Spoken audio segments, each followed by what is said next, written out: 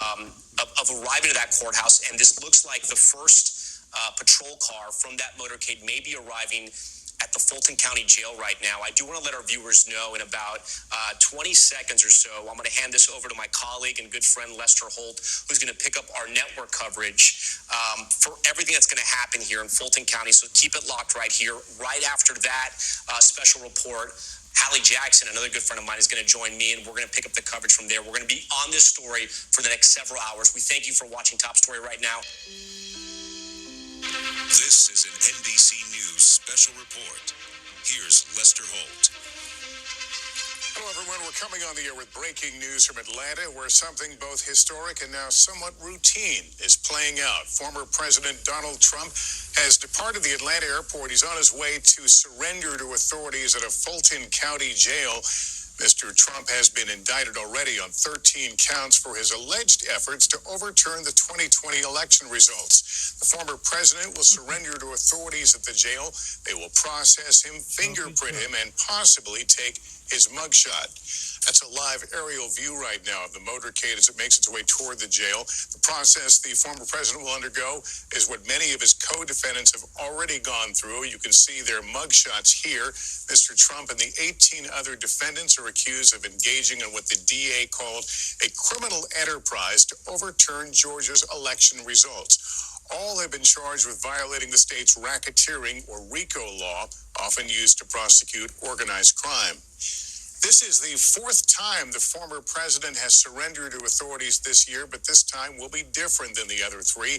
Well, he will be processed and released on a $200,000 bond tonight. He will still need to be in court in 2 weeks to be formally arraigned, though it's not clear if he'll return in person or show up remotely.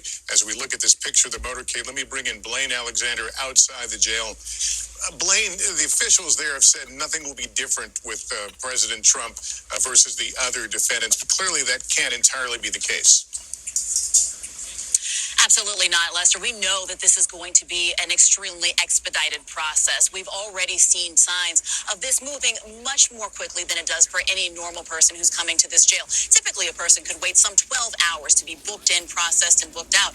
But we've already confirmed, NBC News has confirmed, that he has hired a bail bond agency to handle his bail from the Fulton County Jail. We've confirmed with that agent that there is a person inside and spoken to them. And we understand that that bond has already been paid. So when you talk about the fact that there's already a bond agreement in place, again, $200,000 bond, and the fact that it's been paid, we know that he's going to spend very little time in here. We expect that it will be, in fact, less than an hour, if not even shorter time than that. Now, Lester, as I was watching that motorcade, I was recognizing some of the scenery there in Atlanta. I know that he is very near. In fact, if you'll look right here, we see a flurry of activity. We see law enforcement streaming by in a very clear show of force. This is Jefferson Street. This is the street that the former president will enter. This is not the main entrance of the jail, mind you. This isn't the place where most inmates walk in. This is kind of the back area as you watch this motorcade beginning to come right here. We'll watch this and let it play out. But again, we're seeing these flashing lights behind us. Very clear that the motorcade is beginning as we expect to watch some vehicles carrying the former president coming in here into the jail. Now, as for how long he's going to stay inside, Lester, go ahead. Yeah, Blaine, earlier there were supporters of the former president by. Well, they've been on both sides. The larger crowd is on the other side, not the side where he's coming in. But there, Lester, we saw some good 50, 60 people standing outside in oppressive heat, mind you. We're talking about record high temperatures here in Atlanta. Some people drove from some 9 hours wearing Trump T-shirts, carrying signs, Trump 2024 signs, making it clear, telling me that they wanted to be out here to show their support for the former president. Now, I should point out, this street has been locked down, so nobody other than media and a high number of security can actually be here. Law enforcement can be here on this street. So